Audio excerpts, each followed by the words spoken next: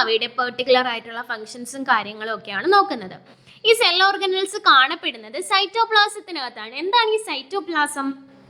Cytoplasm എന്ന് പറയുന്നത് cell മെംബ്രെയിൻ്റെ അകത്ത് കാണപ്പെടുന്ന ഫ്ലൂയിഡ് പോർഷനെയാണ് നമ്മൾ സൈറ്റോപ്ലാസം എന്ന് പറയുന്നത്. Fluid portion inside the cell membrane or plasma membrane.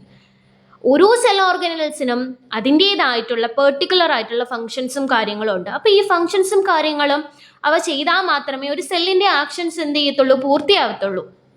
Life maintain ചെയ്യണമെന്നുണ്ടെങ്കിൽ ഈ ഫങ്ഷൻസ് എന്ത് ചെയ്യണം, അണ്ടർഗോ ചെയ്യണം. ഓക്കെ, അപ്പോൾ ഇനി ഓരോ സെൽ ഓർഗനലായിട്ട് പരിചയപ്പെടാം. First one മൈറ്റോകോൺട്രിയാണ്. മൈറ്റോകോൺട്രിയനെ അറിയപ്പെടുന്നത് power house of the cell എന്നാണ്.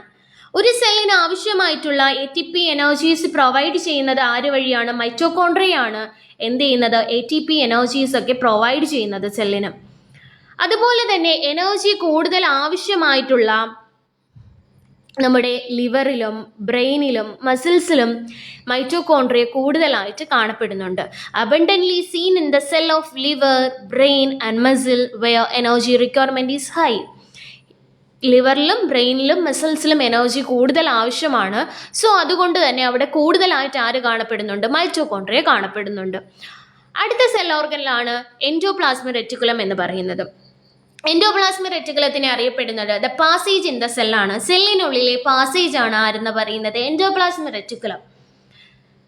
Conduction of materials inside the cell takes place through this organelle. Material conduction നടക്കുന്നത് ഈ എൻഡോപ്ലാസ്മിക് റെറ്റിക്കുലം വഴിയാണ്. അതായത് ഒരു സെല്ലിനുള്ളിൽ ഒരുപാട് മെറ്റീരിയൽസ് അകത്തേക്ക് പോവുകയും അറ്റ് ദ സെയിം ടൈം ഒരുപാട് മെറ്റീരിയൽസ് എന്ത് ചെയ്യും, പുറത്തേക്ക് പോവുകയും ചെയ്യും. ഇത് ആര് ത്രൂ ആണ് സാധ്യമാകുന്നത്? എൻഡോപ്ലാസ്മിക് റെറ്റിക്കുലം വഴിയാണ്. Also known as cytoskeleton as it provide firmness and shape to the cell. സെല്ലിന് ഷേപ്പും ഫേംനെസ്സും നൽകുന്നത് കൊണ്ട് തന്നെ ഇതിനെ സൈറ്റോസ്കെൽട്ടൻ എന്ന് പറയുന്നു. കൃത്യമായിട്ടുള്ള ആകൃതിയും ദൃഢതയും ഒക്കെ നൽകുന്നത് ആരാണ്? സെല്ലിന് എൻഡോപ്ലാസ്മിക് റെറ്റിക്കുലമാണ്. സോ അതുകൊണ്ട് തന്നെ എൻഡോപ്ലാസ്മിക് റെറ്റിക്കുലത്തിനെ വിളിക്കുന്ന പേരാണ് സൈറ്റോസ്കെൽട്ടൻ എന്ന് പറയുന്നത്. അടുത്തതാണ് റൈബോസോം എന്ന് പറയുന്നത്.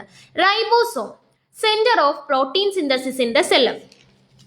അതായത് നമ്മുടെ ബോഡിക്ക് എനർജി ഉണ്ടാക്കണമെന്നുണ്ടെങ്കിലും മെറ്റബോളിസം നടക്കണമെന്നുണ്ടെങ്കിലും നമ്മുടെ ബോഡിക്ക് അത്യാവശ്യം വേണ്ടുന്ന കാര്യമാണ് ഈ പ്രോട്ടീൻ എന്ന് പറയുന്നത്.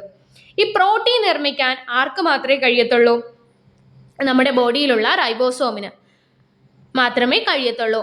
ഈ റൈബോസോം എവിടെയാണ് കാണപ്പെടുന്നത്? അറ്റാച്ച്ഡ് ടു ദ എൻഡോപ്ലാസ്മിക് റെറ്റിക്കുലത്തോട് അറ്റാച്ച് ചെയ്തോ അല്ലെങ്കിൽ ഫ്രീ ആയിട്ട് സൈറ്റോപ്ലാസത്തിലോ ആണ് കാണപ്പെടുന്നത്. എൻഡോപ്ലാസ്മിക് റെറ്റിക്കുലത്തോട് ചേർന്നോ സ്വതന്ത്രമായിട്ട് സൈറ്റോപ്ലാസത്തിലോ ആണ് ആര് കാണപ്പെടുന്നത്? റൈബോസോം കാണപ്പെടുന്നത്. അടുത്ത സെൽ ഓർഗനൽസുമായിട്ട് നെക്സ്റ്റ് വീഡിയോയിൽ കാണാം. Thank you.